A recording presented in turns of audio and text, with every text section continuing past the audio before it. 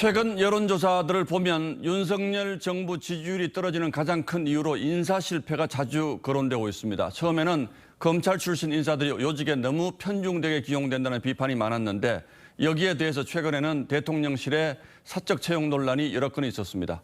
장관급인 대통령 경제고문에 노무현 정부에서 정책실장을 지내다 불미스러운 일로 퇴진한 변양균 씨를 위촉한 것도 뒷말이 무성합니다.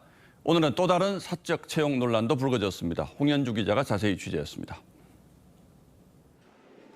사적 채용 논란이 불거진 A씨는 윤 대통령의 40년직인 강릉 통신설비업체 사장의 아들로 현재 대통령실 시민사회수석실에 행정요원으로 근무 중입니다.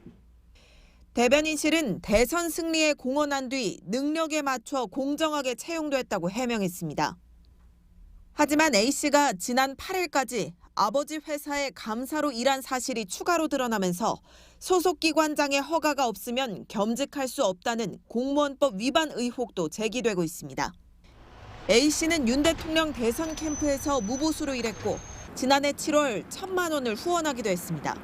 이런 가운데 윤 대통령은 노무현 정부 기획예산처 장관, 대통령 정책실장을 지낸 변양균 전 실장을 장관급인 대통령 경제고문으로 위촉했습니다.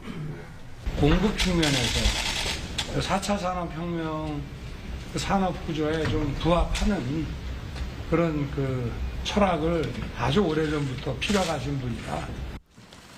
변 전 실장이 4차 산업혁명에 대해 쓴 저서 경제 철학의 전환의 내용에 공감해 임명했다는 설명입니다.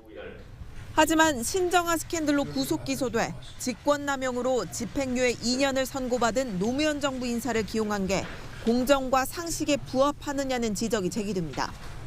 당시 수사팀에는 대검 중수부 검사였던 윤 대통령도 참여했었습니다. TV조선 홍현주입니다.